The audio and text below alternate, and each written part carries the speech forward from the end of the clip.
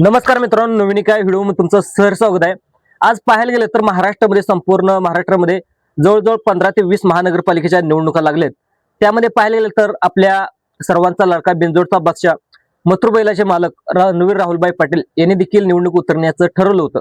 आता सगळ्यात महत्त्वाचं, रणवीर राहुलभाई पाटील यांना तिकीट मिळालं का त्यांच्या पक्षातून, म्हणजे ते एकनाथ शिंदे साहेब, म्हणजे आपले राज्याचे उपमुख्यमंत्री एकनाथ शिंदे साहेब यांच्या पक्षाचे त्यांनी काम करत असतात।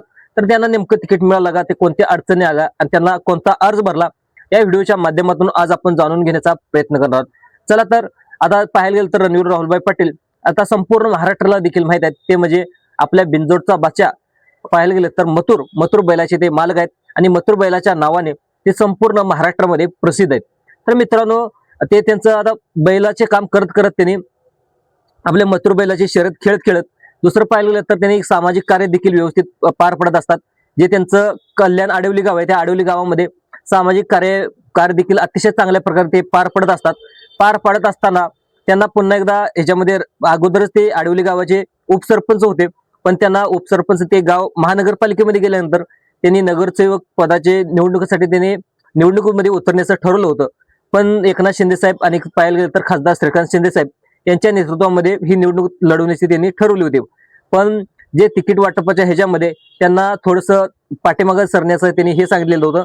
पण रणवीर राहुलभाई पाटील यांनी अपक्ष अर्ज भरून पुन्हा निवडणूक लढवण्याचे ठरवलेलं आहे। त्यामुळे पुन्हा जे काय महाराष्ट्रातले जे काय लोक असतील, मथुरवर प्रेम करणारे व्यक्ती असतील, त्यांनी जे काय आडवली गावामधील जे संपूर्ण महाराष्ट्रामध्ये लोक राहत असतील, तर त्यांना तुम्ही स्वतः फोन करून सांगा की राहुलभाई पाटील यांचं सामाजिक कार्य अतिशय चांगल्या प्रकारे त्यांना तुम्ही मतदान रूपी आशीर्वाद त्यांना द्यावा, हीच कळकळीची विनंती।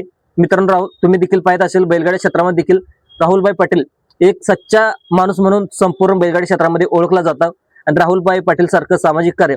तर मित्रांनो, राहुलभाई पाटील निवडणूक जिंकतील का, नगरसेवक होतील का, तुम्हाला काय वाटतं? तुमच्या प्रतिक्रिया देखील या व्हिडिओमध्ये लिहायला